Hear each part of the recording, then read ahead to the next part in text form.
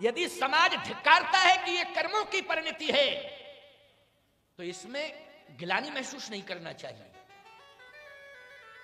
अथवा कोई नहीं भी कहता है तो स्वयं में गिलानी महसूस नहीं करना चाहिए कि मेरे संतान नहीं हुई, संतान नहीं हुई, संतान नहीं हुई।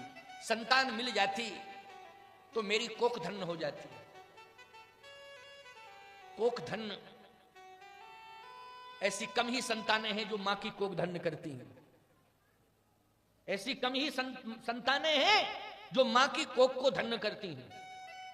ऐसी तमाम संतानें हैं कि जो शैतान बन करके पता नहीं मां बाप को कहां कहां तक पहुंचा देती, शैतान बन करके। बोलो, लेकिन सत्य तो यह है माताओं, ठीक है भगवान की कृपा हो जाए, भगवान की कृपा से तुम्हारी हरी भरी गोद हो जाए और ऐसी संतान तुम्हारी गोद में आवे, कोख में आवे कि जो भले ही भेष से संत ना हो लेकिन उद्देश्य से संत बन करके समाज का हित करे, कल्याण करे, ऐसी संतान तुम्हें मिले। ये मेरी हृदय की कामना है, भगवान से प्रार्थना है।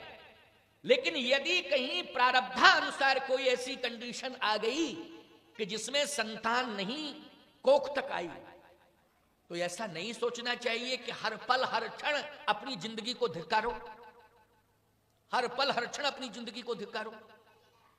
मैं एक बात कहता हूं, आपने सुनी भी होगी कि मीरा जी ने सब कुछ भगवान को ही माना था कि नहीं माना था? ये बिल्कुल सत्य है कि नहीं? भगवान को ही सब कुछ माना। यहां तक कि सांसारिक पति के साथ विवाह हुआ, लेकिन उस पति का त्याग किया, जो राज वैभव था उसका त्याग किया और भगवान के चरण शरण में आ गई, भगवान को स्वीकार कर लिया, पति के रूप में ही स्वीकार कर लिया। बोलो, कर लिया कि नहीं? तो मीरा जी को वह परमात्मा पति के रूप में प्राप्त हुआ कि नहीं हुआ? जबकि पति था, पति तो था ना, मर थोड़ी गया था वो पति राणा। लेकिन मीरा जी ने उदासीन भाव में आकर, उस राज्य से उदासीन भाव लाकर उस राज्य का भी त्याग किया, पति का भी त्याग किया और जाके भगवान की शरण में पहुंच गई। क्या राज्य का त्याग करना, पति का त्याग करना मीरा जी के लिए उचित था? उचित था क्या?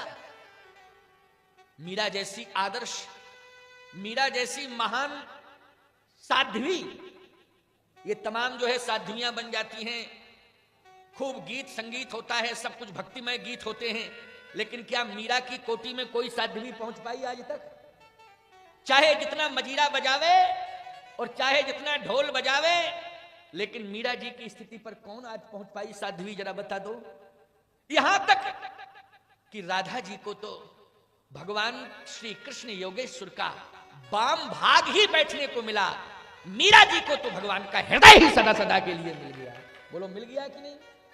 इसलिए मीरा धन्य है, उसने परमात्मा को ही अपना सब कुछ माना, क्योंकि उस राज्य के अंदर धर्म अनुकूल वातावरण न होने के कारण, समझ रहे हो कि नहीं, धर्म अनुकूल वातावरण न होने के कारण मीरा ने सबका त्याग कर दिया, संपत्ति और पति परिवार ससुराल सबका त्याग कर दिया। लेकिन जहां पर वातावरण उसे शुद्ध मिला, संतों के बीच में सत्संग मिला, सत्संग के माध्यम से भगवान की कृपा मिली, इसलिए मीरा जी ने सबका त्याग किया, लेकिन संत और सत्संग का त्याग नहीं किया और उसे भगवान की प्राप्ति हो गई। तो जब मीरा को इसी कलिकाल में पति के रूप में परमात्मा प्राप्त हो सकता है, तो आपको भी विश्वास करना, सारा समर्पण भगवान के चरणों में कर दो। मैं दावे के साथ कह रहा हूं, यदि संतान नहीं है तो परमात्मा तुम्हें किसी न किसी रूप में संतान बनकर के सुख प्रदान करेगा। ये विश्वास करने की आवश्यकता है, गलानी का विषय नहीं है ये गलानी का विषय नहीं है। और यदि कोई ये कहता है कि संतान इसलिए हर माता पिता चाहते हैं कि हमारी वंश परंपरा चलती रहे, क्यों भाई? हमारी वंश परंपरा चलती रहे, हमारा कुल खानदान चलता रहे, हमारा नाम चलता रहे। तो आजकल तो संतान नाम चलाने की बात लोग करते जरूर हैं, लेकिन मेरा जहां तक ख्याल है कि जैसे ही माँ बाप खत्म हुए तो त्रयोदशी नहीं हो पाती है, तहसीलदार के यहाँ एप्लीकेशन पहले पहुंच जाती है कि इनका नाम काट के मेरा नाम चढ़ा दिया जाए। क्यों भाई? रिकॉर्ड में, रिकॉर्ड दुरुस्ती उसको कहते हैं, रिकॉर्ड दुरुस्ती, रिकॉर्ड दुरुस्त कराओ। अब बोलो भाई, अरे कहां तुम्हारी संपत्ति चली जाएगी, कौन इसे लूट ले जाएगा, इतनी जल्दबाजी करने की क्या जरूरत है? बोलो भाई, क्या जरूरत है? और सुन लो मेरी बात, मां मर रही है, बाप मर रहा है, अगर बेटे को ऐसा एहसास हो जाए कि इनके पास कुछ है तो वो हिलाता डुलाता है, बोलो ना कहां रखा है, जल्दी बताओ कहां रखा हुआ है।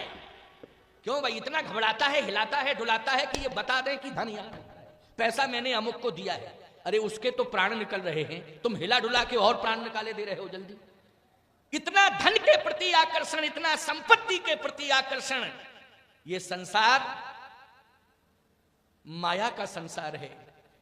ये माया समाज को, संसार को भ्रमित करती है, और भ्रमित करती है प्यारे, तो उस भ्रमजाल में जो फंस जाता है वो संसार में मरता तो है लेकिन फिर भटकता है, फिर संसार में आता है। पुनरपि जन्मम पुनरपि मरणम पुनरपि जननी जठरे सैनम, बार बार जाओगे, बार बार आओगे और फिर इसी चक्कर में पड़े रहोगे। तो मैं तो ये मानता हूं कि ये मुक्ति नहीं है प्यारे, इसको मुक्ति नहीं कहते हैं और ना ही इसे भक्ति कहते हैं। भक्ति मीरा जैसी करो, भक्ति मीरा जैसी करो, और मुक्ति गीधराज जैसी लो। क्यों भाई, भक्ति मीरा जैसी होना चाहिए, सबरी जैसी भक्ति होनी चाहिए, मीरा जैसी भक्ति होना चाहिए, और मुक्ति परम बड़भागी जटायु जैसी होनी चाहिए। तब तो जीवन सार्थक है, नहीं तो जीवन निरर्थक है। तो धर्म धीर हुई है सुतचारी, 4 आएंगे बेटे, तो 3 महारानी हैं और बेटे 4 आएंगे। दशरथ जी ने कहा महाराज संतुलन बिगड़ ना जाएगा। वशिष्ठ जी ने कहा राजन, परमात्मा उसी के घर में आता है जिसके घर में प्रेम होता है, उसी के घर में आता है परमात्मा, और जिसके घर में विरोध होता है परमात्मा उसके घर में कभी नहीं आता है।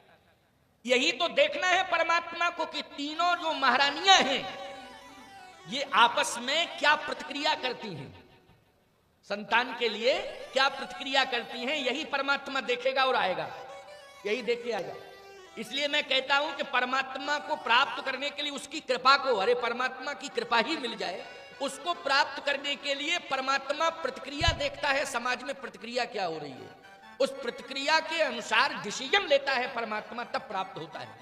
इसलिए मैं कहता हूं, एक सूत्र दे रहा हूं, चाहे नारी जगत की बात हो, चाहे पुरुष जगत की बात हो, परमात्मा की कृपा को अगर पाना चाहते हो तो परस्पर प्रेम करना सीखो। क्या करना सीखो? प्रेम करना सीखो प्यारे। प्रेम से प्रकट होए में जाना,